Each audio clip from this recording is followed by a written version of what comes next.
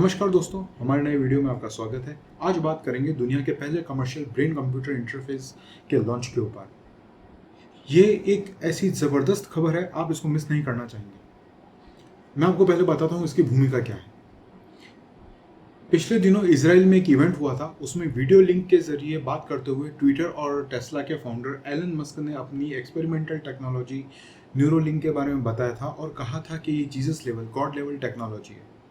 ऐसा उन्होंने इसलिए कहा था क्योंकि वो ये मान के चल रहे हैं कि इनकी ये टेक्नोलॉजी पैरालिसिस के मरीजों को, लकवाग्रस्त मरीजों को दोबारा चलने में और अंधों को आंखों में वापस रोशनी देने की ताकत रखती है। लेकिन इनके इतने बड़े दावे के बीच में चाइना ने भी बाजी मार ली।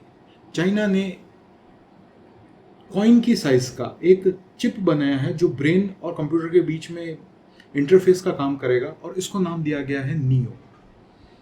चाइना ने सबसे पहले इसको बनाकर एक बहुत बड़ी कामयाबी हासिल कर ली है। आइए अब इसके आगे की जो जानकारी है वो जानते हैं। इसे शिंगुआ यूनिवर्सिटी और शंघाई की कंपनी न्यूरो टेक्नोलॉजी ने मिलकर तैयार किया है और चाइना के सरकारी हेल्थ केयर सिस्टम के लिए इसका मास प्रोडक्शन शुरू होने वाला है। देखिए क्या होता है कि कोई टेक्नोलॉजी बनती है तो पहले उसका एक्सपेरिमेंट होता है, फिर उसके ट्रायल्स होते हैं और जब वो वहाँ सक्सेसफुल हो जाती है तब वो मास प्रोडक्शन में जाती है गवर्नमेंट का अप्रूवल मिलने के बाद में। तो इनको गवर्नमेंट का अप्रूवल भी मिल गया है और अब इसका मास प्रोडक्शन शुरू हो गया। आइए जानते हैं ये क्या काम करता है। न्यू चिप का पहला वर्जन, मतलब इसके और भी परिष्कृत वर्जन, मतलब इसमें धीरे धीरे डेवलपमेंट होगा और इसके नए नए वर्जन आएंगे।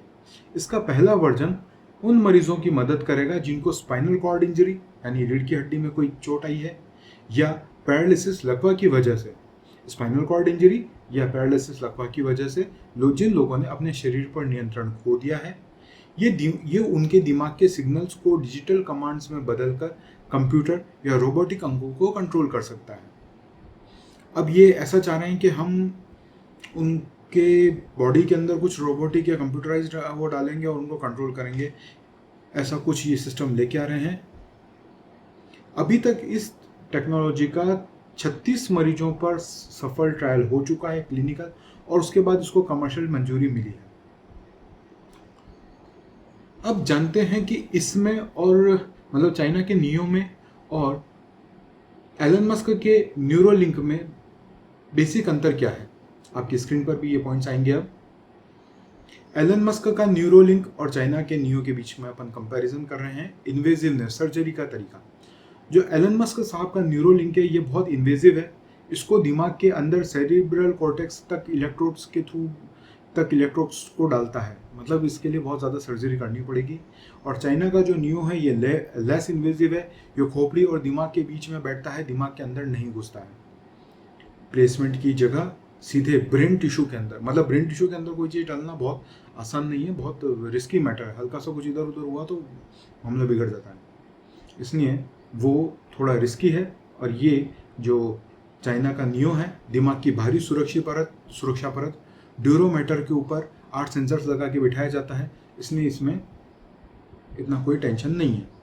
सेफ्टी, टिश्यू डैमेज या इन्फेक्शन का रिस्क थोड़ा ज़्यादा है न्यूरोलिंक के अंदर, और नियो के अंदर कम रिस्की माना जा रहा है क्योंकि ये बाहरी सतह पर काम करता है। अप्रूवल स्टेटस, न्यूरोलिंक को अभी भी अमेरिका में सिर्फ 9 इंसानों पर ट्रायल चल रहा है, इसलिए अभी तक इसको कोई अप्रूवल मिला ही नहीं है। और वहाँ नियो को चाइना में ट्रायल्स पूरे होने के कारण कमर्शियल इस्तेमाल की मंजूरी मिल गई है। तो दोस्तों, है ना एक कमाल की खबर। अब धीरे धीरे आपके दिमाग में मतलब इन लोगों के दिमाग में चिप्स लगेंगे और वो उनको कंट्रोल करेंगे। पर आपको क्या लगता है ये सब कुछ इतना सिंपल होगा? इसकी एक डार्क साइड भी है, इसमें एक साइबर सिक्योरिटी रिस्क खड़ा हो गया है। वो क्या है वो मैं आपको बताता हूँ। साइबर सुरक्षा विशेषज्ञ डॉक्टर डेविड टफली का कहना है कि ये टेक्नोलॉजी जितनी चमत्कारी है उतनी ही खतरनाक भी है।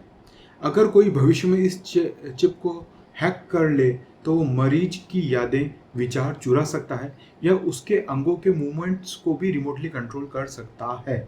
सोचिए, अब आपका जो ब्रेन है, आपका जो जितनी दिमाग है, वो सब एक चिप के थ्रू कंट्रोल है और किसी ने उस चिप को हैक कर लिया, वो आपसे सारे राज पूछ लेगा, वो आपके दिमाग में वो विचार बिठा देगा जो आपके थे ही नहीं। कई खतरे खड़े हो सकते हैं इसके। खैर, अब ये कितना सुरक्षित होगा ये तो आने वाला वक्त बताएगा, और ये टेक्नोलॉजी कितनी सक्सेसफुल होगी ये भी आने वाला वक्त बताएगा। तो दोस्तों, आपको क्या लगता है, चाइना सच में एलन मस्क के आगे निकल गया है, या मस्क का न्यूरोलिंक दिमाग के अंदर जाकर इससे कहीं ज़्यादा एडवांस काम करेगा? अपने विचार को कमेंट्स में ज़रूर बताएं, वीडियो को लाइक करें, और ऐसे ही अच्छे अच्छे टेक अपडेट्स के लिए हमारे चैनल को सब्सक्राइब करें। Thank you.